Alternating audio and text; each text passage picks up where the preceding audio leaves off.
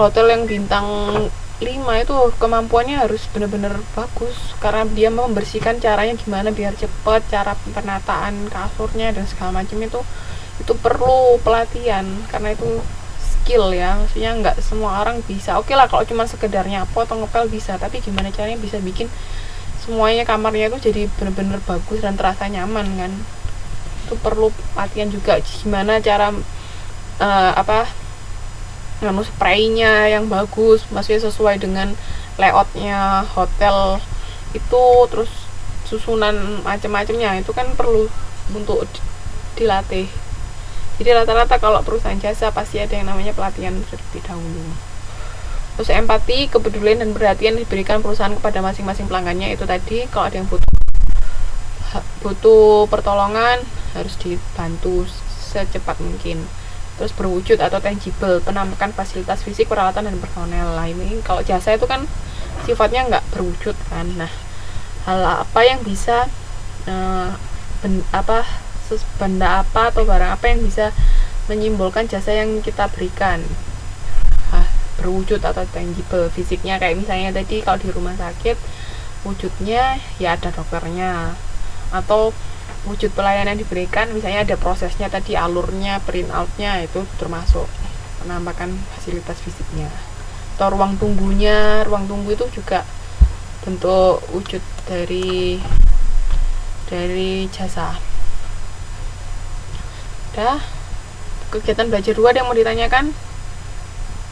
Kalau ada yang mau bertanya langsung bertanya ya, kalau nggak ada saya lanjutkan ke kegiatan belajar 3. Ini peningkatan kualitas jasa melalui sistem informasi pelanggan. Ada yang tahu nggak sistem informasi itu apa? Kalau kita bicara sistem berarti apa?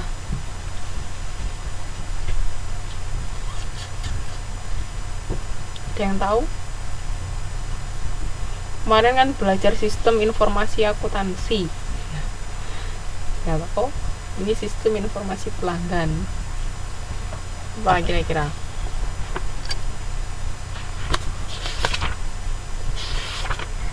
Halo, masih dengar suara saya?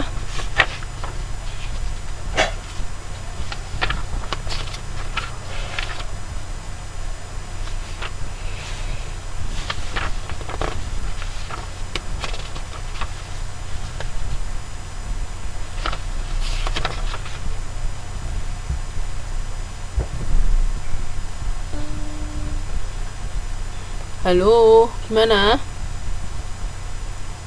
Masih dengar suara saya kah?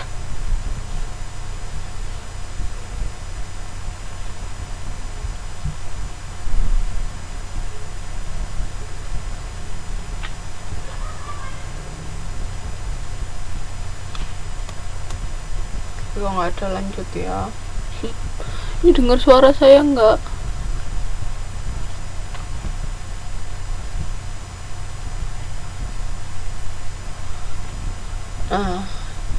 Jadi ketika kita mau memberikan pelayanan kepada pelanggan kan kita harus tahu dulu pelanggan itu pengennya apa. Nah, ini 3 macam pelanggan yang harus didengar pendapatnya. Yang pertama, pelanggan luar perusahaan, yaitu ya pelanggan kita, external customer, jadi konsumen yang beli ke kita. Nah, yang kedua, pelanggan perusahaan pesaing. Jadi pesaing kita kan juga pasti punya pelanggan. Nah, kita juga harus tahu. Misalnya kalau dari pelanggannya pesaing, kenapa kok mereka lebih memilih pesaing daripada kita? Nah, kita kan bisa misalnya pura-pura jadi pembeli juga di perusahaan pesaing. Nanti kan di situ pasti dengar, oh di sini enak ya kayak gini. Misalnya akhirnya kita tahu, oh di sana itu ada ini yang kita nggak punya, makanya kok konsumen lebih memilih ke sana, misalnya seperti itu. Nah, kita harus cari informasi itu. Habis itu yang ketiga, pelanggan yang berada dalam perusahaan atau internal customer. Ini maksudnya di sini adalah karyawan. Jadi karyawan itu juga harus didengar maunya apa mereka, karena mereka juga yang berhubungan langsung dengan konsumen. Misalnya kan biasanya kalau melayani konsumen, misalnya kendalanya seperti apa yang perlu diperbaikin. Nah, itu kan kita harus, kalau misalnya kita manajer kan kita biasanya nggak terjun langsung ke lapangan. Nah, kita harus tanya pendapatnya dari karyawan kita yang berhadapan langsung dengan customer. biasanya customer pengennya seperti apa yang kurang, bisa. Atau bisa kita juga terima saran dan kritik dari pelanggan, itu bisa salah satu cara. Terus petunjuk dalam mengembangkan kualitas pelayanan melalui sistem informasi, mengukur besarnya harapan pelanggan, terus menentukan di mana titik berat informasi, ciri kualitas informasi itu harus saling berhubungan, terus tepat dan berguna, terstruktur, dapat dipercaya, dapat dimengerti, dan tepat waktu. Jadi jangan sampai informasi, misalnya kita dapat informasi tentang misalnya apa ya, kalau di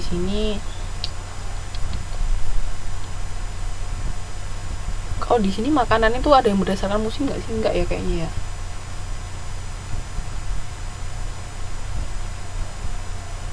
Oh, misalnya kalau di McD di Indonesia itu kan ada ya menu namanya beef prosperity kan.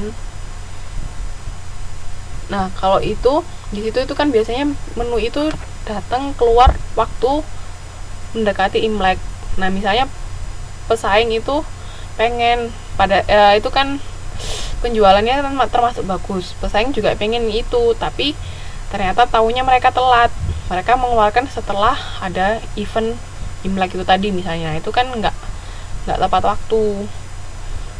Jadi informasi yang kita dapatkan itu harus tepat waktu, nggak bisa misalnya begitu kita waktunya nggak pas sedikit aja, itu bisa salah dalam kita penyampaian kualitas pelayanan itu tadi.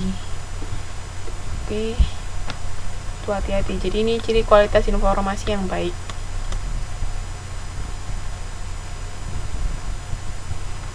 Terus petunjuk dalam mengembangkan kualitas pelayanan melalui sistem informasi, mengerti pendapat yang dikeluarkan pelanggan.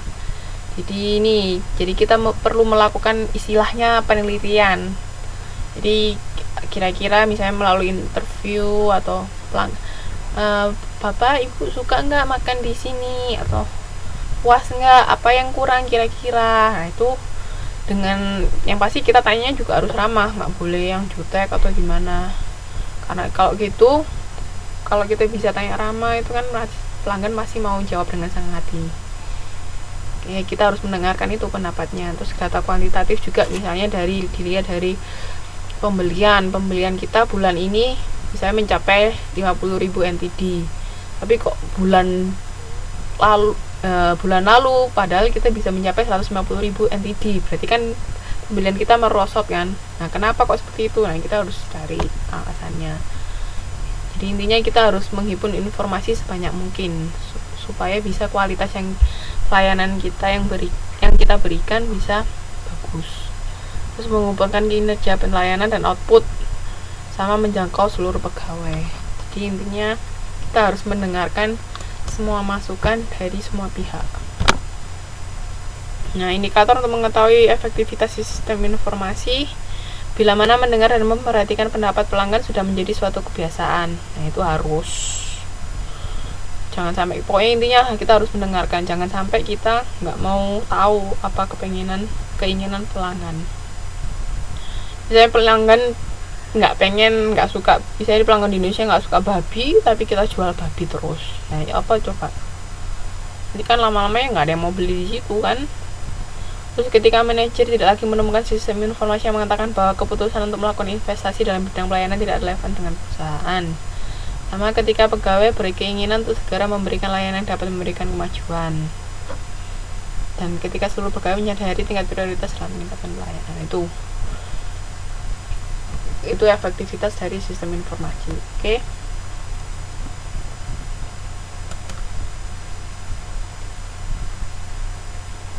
Sistem informasi pemasaran menetapkan kebutuhan dan akan informasi para manajer. Jadi kita tahu kebutuhan pelanggan itu apa aja, apa yang harus kita rubah dalam proses kita memberikan pelayanan kepada pelanggan. Terus mengembangkan informasi yang dibutuhkan, mendistribusikan dengan tepat waktu kepada para manajer pemasaran. Itu butuhnya adanya sistem informasi pemasaran. Nih, melalui sistem pencatatan internal, laporan tadi kan, mengenai harga, persediaan, terus intelijen pemerasan data yang sedang terjadi. Ini penelitian langsung ke lapangan, misalnya